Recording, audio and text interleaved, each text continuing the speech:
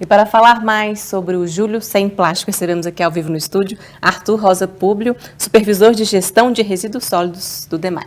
Boa noite, seja bem-vindo. Boa noite, é um prazer todo nosso estar presente aqui. Muito obrigada pela participação desde já. Para você, como que funciona essa reciclagem do plástico? Fica mais tóxico ou não, na opinião de vocês? A reciclagem do plástico, ela é importante a gente estar promovendo ela para a gente poder estar reutilizando esse processo várias vezes o mesmo produto. Por mais que às vezes possa ocorrer contaminação com microplásticos ou com outras substâncias tóxicas, a gente evita de extrair da natureza aquela matéria-prima. Então, todas aquelas questões que existem com a degradação ambiental da extração desse plástico da matéria-prima direto da natureza, a gente pode estar evitando. Então, talvez possa até acontecer contaminação com substâncias tóxicas, mas mesmo assim ela pode ser ambientalmente um pouco mais adequada. E o plástico demora muito tempo para se decompor também, né? Isso, o plástico, se ele tiver em condições ideais, são mais de 400 anos que ele pode se demorar a se decompor e ser novamente um produto da natureza. Então, quanto mais a gente puder reciclar, mais a gente vai estar deixando de extrair esses recursos que poderiam ser reutilizados através do plástico. E o plástico está em tudo no nosso dia a dia. Tem um copinho de plástico, essa colinha de plástico do supermercado, né? Como a gente pode diminuir esse uso de plástico no dia a dia? É sempre importante nós seguirmos a regrinha dos 4 R's, né? Que primeiro a gente tem que repensar o nosso consumo, depois a gente reduzir aquilo que a gente consome, a gente reutilizar e por fim a gente encaminhar para a reciclagem.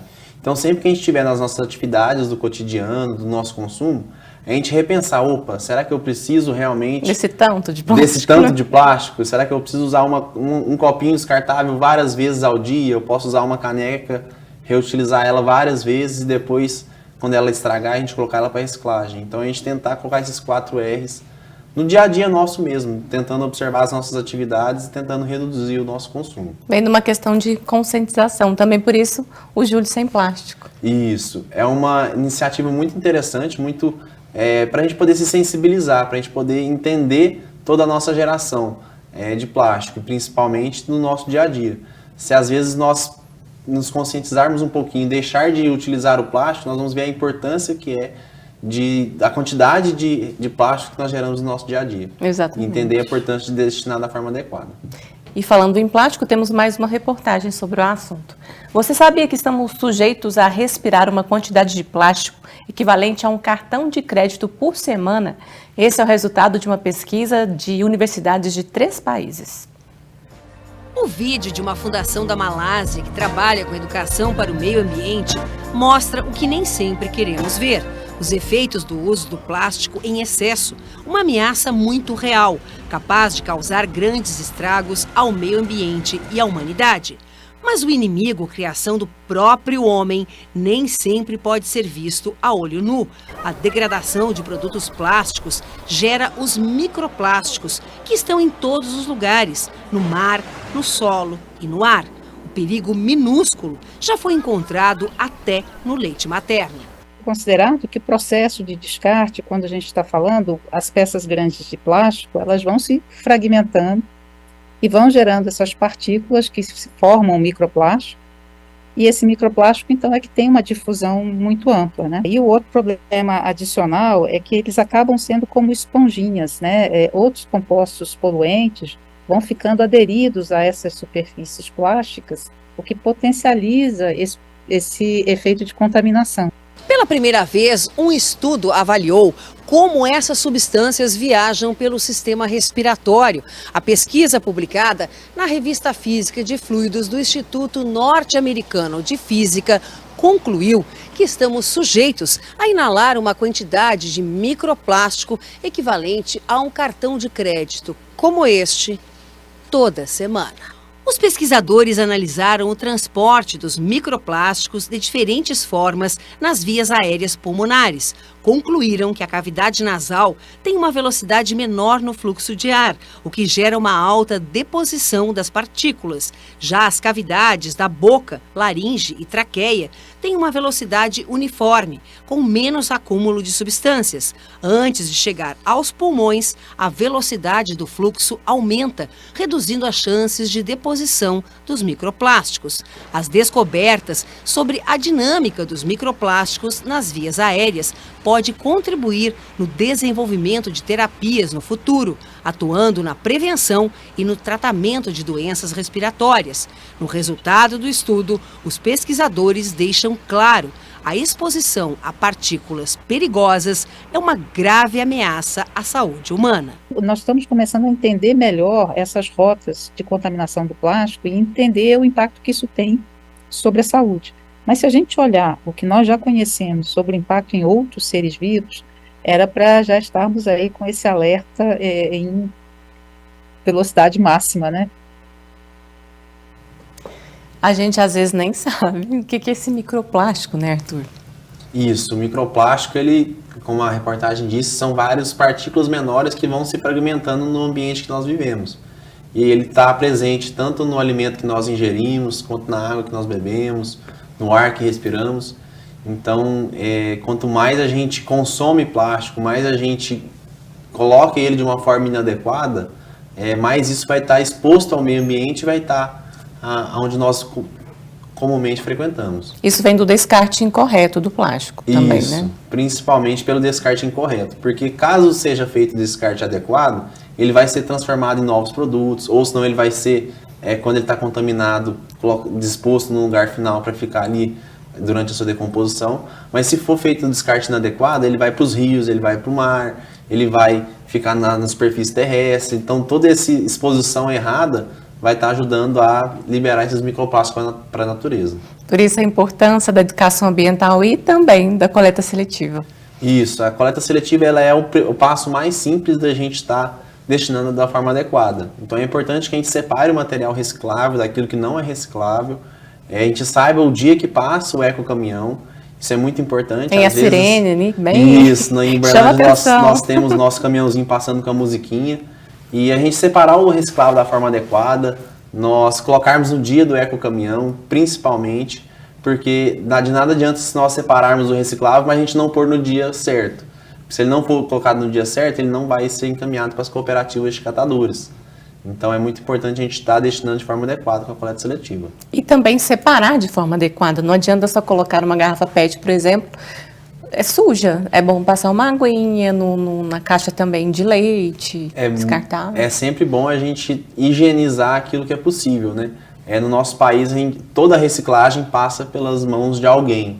Então é sempre importante que, se possível, a gente enxaguar aquelas embalagens que estão contaminadas, a gente tirar um excesso, às vezes, de um item que não é reciclável daquilo ali. Por exemplo, a gente tem uma caixa de pizza, a gente tirar aquele excesso que sobra ali de outras coisas orgânicas e colocar somente a caixa para reciclagem.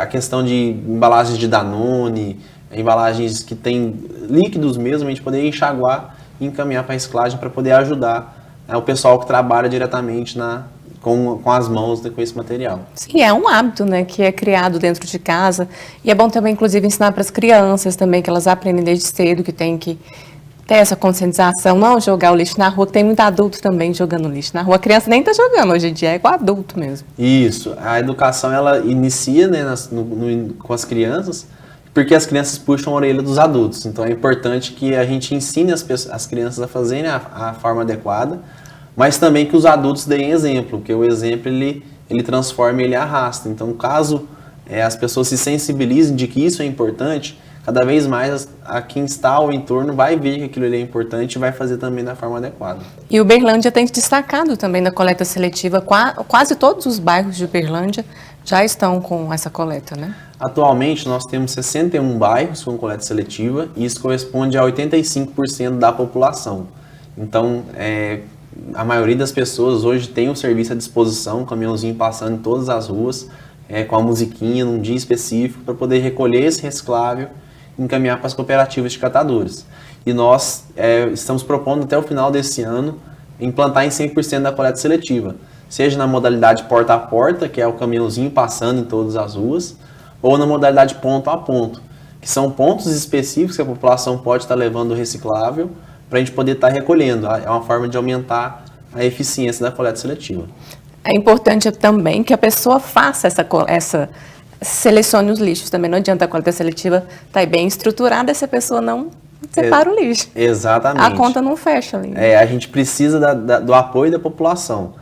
Os serviços já estão à disposição, a gente está trabalhando com educação ambiental, mas é importante que a população se mobilize e sensibilize de que é importante ela fazer a parte dela. As pessoas até sabem hoje o que é coleta seletiva, o que é separação, mas fazer na prática, no dia a dia, eu gerei um resíduo, opa, isso aqui é reciclável ou não é? Vou separar, vou colocar no dia adequado.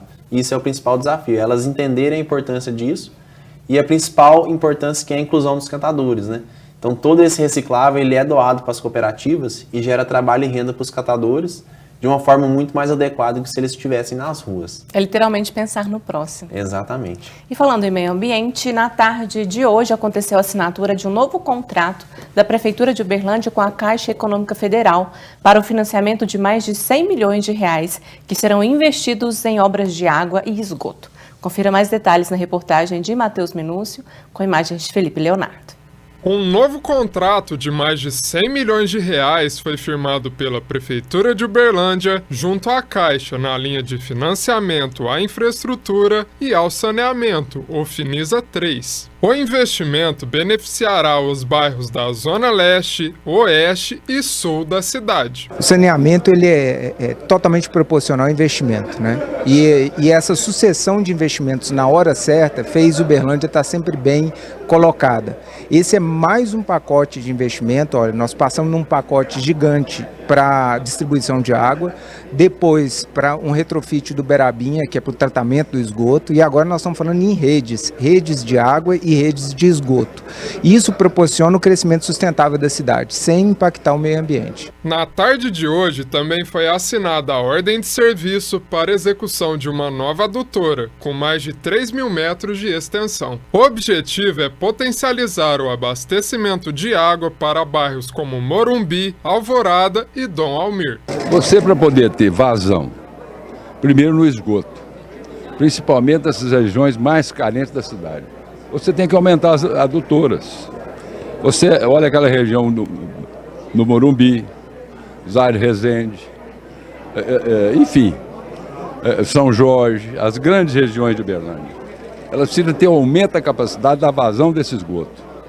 Então, isso é um bem social. Água, interligação das estações, num circuito fechado.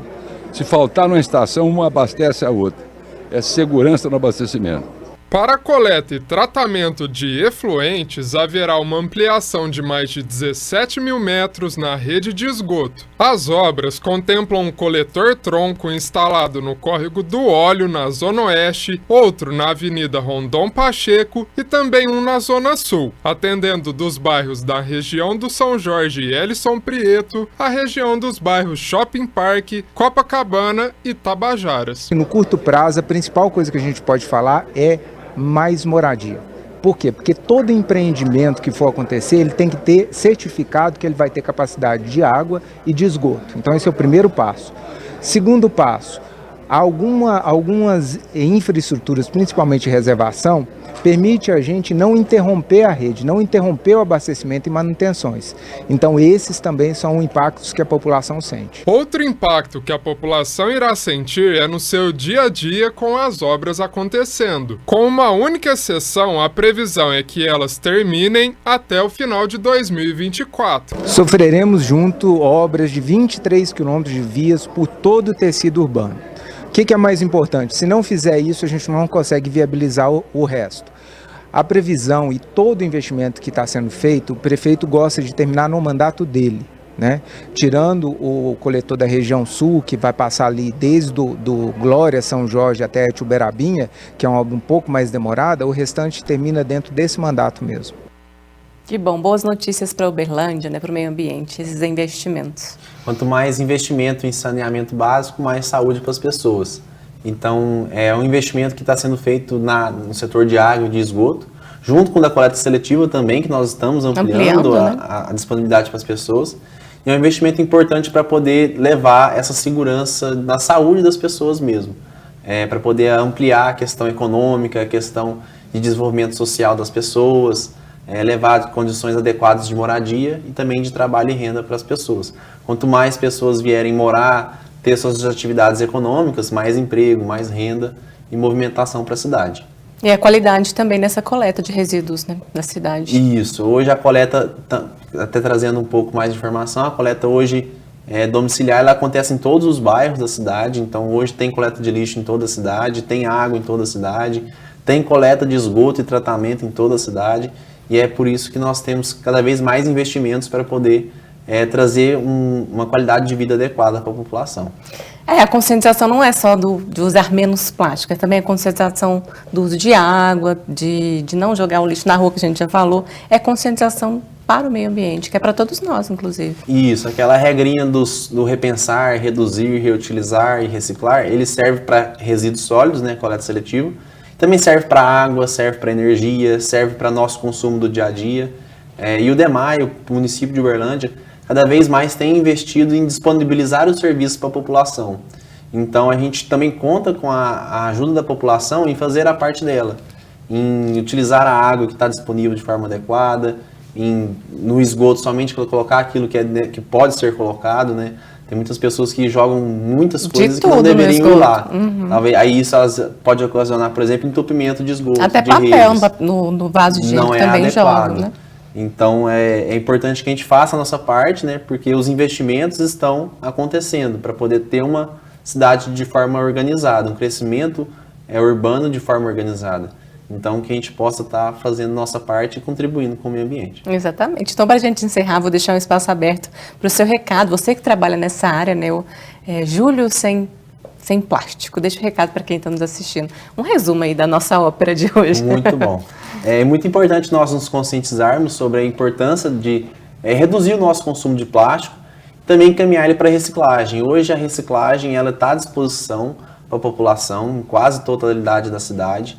E onde o caminhão não passa todas as ruas, tem os ecopontos, tem os pontos de entrega voluntário. E o principal sensibilização para a população é que nós façamos isso de forma adequada, que nós colocamos no dia certo, nós levamos para o lugar adequado, porque isso leva trabalho e renda para as pessoas. São mais de 100 catadores que hoje estão organizados nas cooperativas. Dependem disso. Que dependem dessa nossa separação, desse nosso gesto diário. Então são simples ações no nosso dia a dia que vão ter um impacto muito grande para várias pessoas. E quanto mais a gente reciclar, menos a gente polui o meio ambiente e também mais a gente gera trabalho e renda para essas pessoas. E tudo agradece o meio ambiente, a nossa saúde, né? Isso. Muito obrigada pela participação e parabéns pelo trabalho de vocês. Por nada.